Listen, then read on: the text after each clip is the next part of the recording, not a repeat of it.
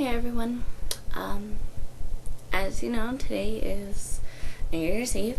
That also marks the third week of my daughter's life. We have an appointment Friday to see how much she weighs.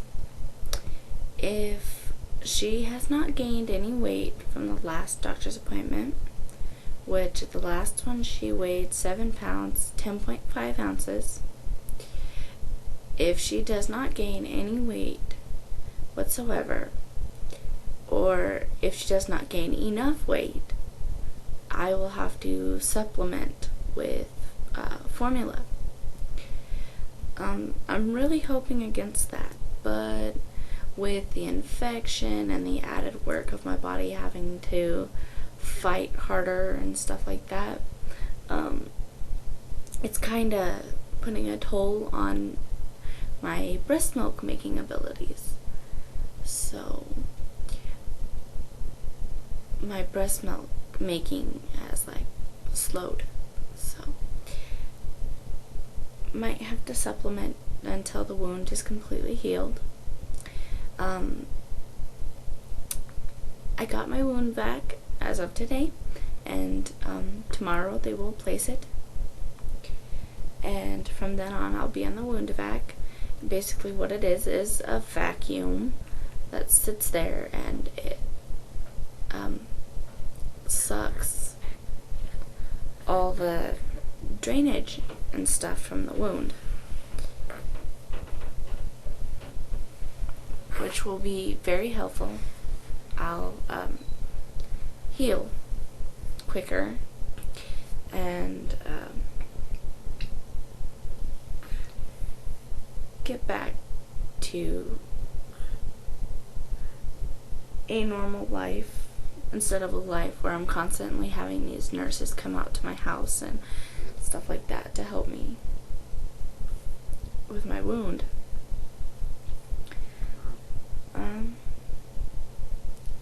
As you can tell, she's doing great.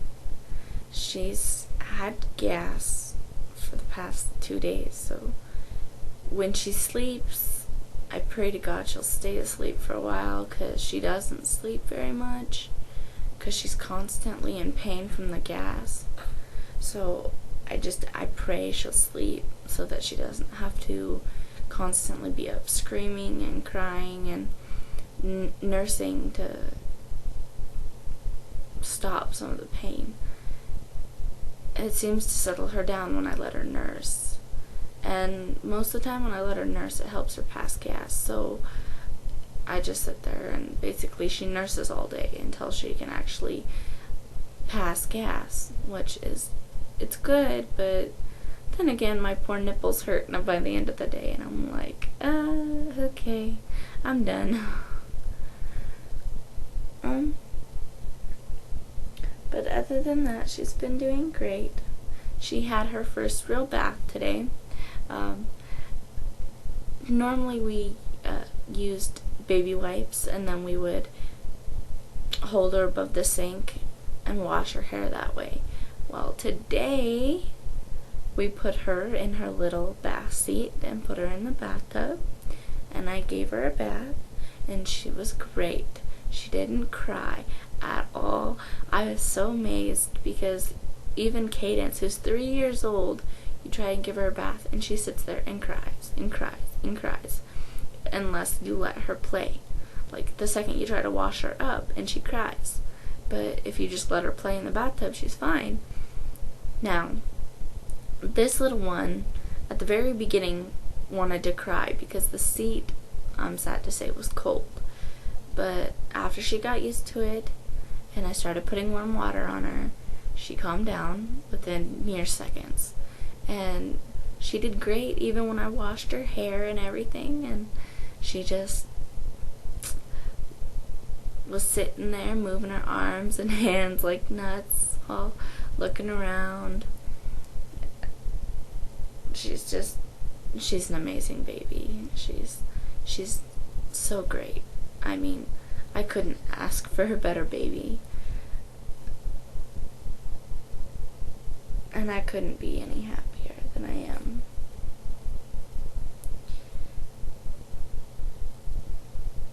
I remember what it's like to not be a mom.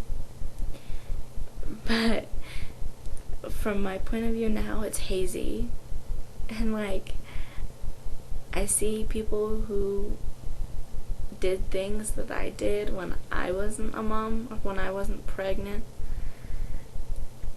And I look at them and I think, damn, these kids nowadays. And come to think of it, I'm still a kid myself. I'm 17 years old. I'm still living my teenage life.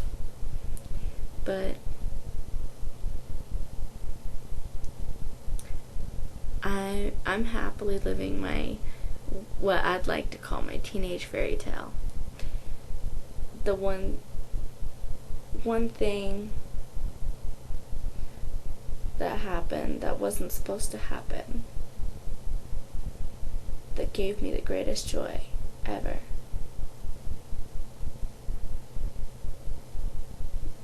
I think back on it and I'm grateful. I'm very grateful I chose to have unprotected sex. I couldn't be any more grateful that I made a stupid choice of having unprotected sex. I don't regret it. I really don't, because this amazing little girl was conceived because of it. Still hard to believe that she was in my uterus, and my whole stomach and my whole body held this blessing for over 10 months. And here she is. It's so surreal. And yet, when you have kids, it's the best thing that could ever happen to you. I know there's days where I'd like a break, maybe even long enough to take a nice long shower. My showers went from about an hour to now I'm basically in the shower for 5 minutes. There are times where I wish I could go in and take a nice long hot shower, or sleep all night in a position that doesn't have to be mindful of where she's at. Seeing as she co-sleeps with me, she sleeps on the same bed as I do. So she sleeps pressed up against my stomach in the night. So I have to lay on my side all night long. Oh, and it would kill to be able to sleep on my stomach again.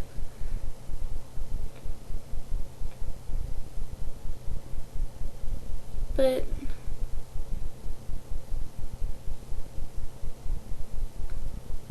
regardless of the moments and where I'd like a few minutes to myself, I would never give up having her.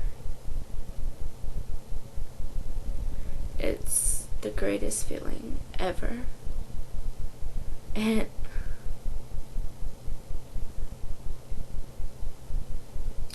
I've never been so blessed in my life.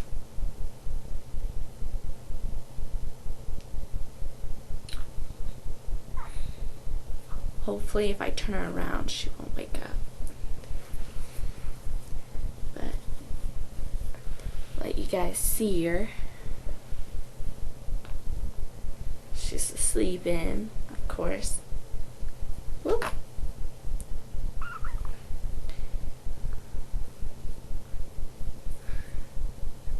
She doesn't want to hold her head up. But then again, she never does.